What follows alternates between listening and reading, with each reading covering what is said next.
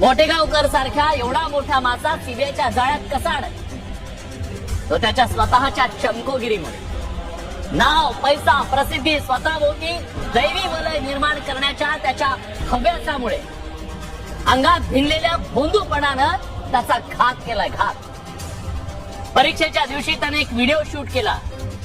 विद्यार्थिनींना विचारत फिरला, माझा गेस पेपर कसा तंतोतंत खरा ठरला.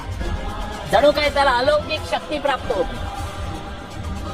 प्रत्यक्षात तो ज्ञानाचा नाही, मार्केटिंगचा खेळ होता. स्वतःची प्रतिमा अचूक भविष्यवाणी करणारा गुरु अशी उभी करून कोट्यवधी कमवण्याची लालसा त्याला थेट खोल दलदलीत घेऊन गेली.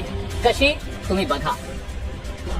नीट 2026 आत्ताच पेपर झाला माझ्यासोबत. तिने आत्ताच पेपर देऊन आला.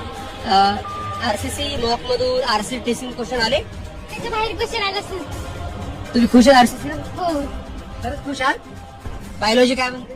सगळं एनसीईआरटी बेसिस मॉक टेस्ट मध्ये जे विचारले ते झालं. कसा गेला पेपर तुला? Chemistry, physics, bio? छान केलं सर. आणि तुम्ही जे 101 क्वेश्चन दिले होते ना, त्या 101 क्वेश्चन मधून मोस्ट ऑफ त्याच्यामध्ये आले होते. अरे वा, आपण जे शेवटी मॉकला जे घेतो आपण ते सगळे क्वेश्चन्स.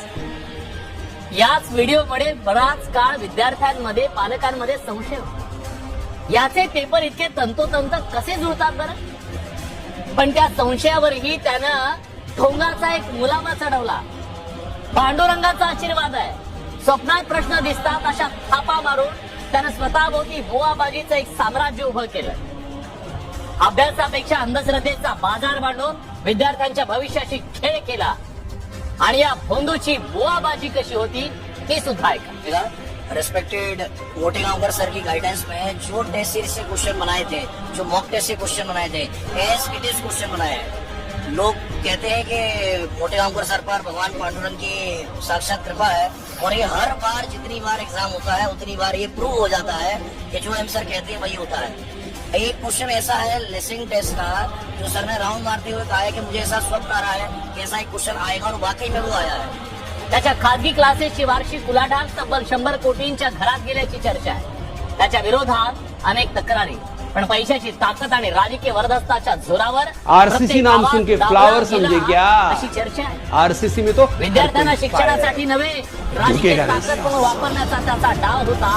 राजकीय भाषण जोडायचा. एवढं तुम्हाला सांगू इच्छितो, आम्ही तर देशमुख परिवार नावाचं कुंकू लावलं भैया.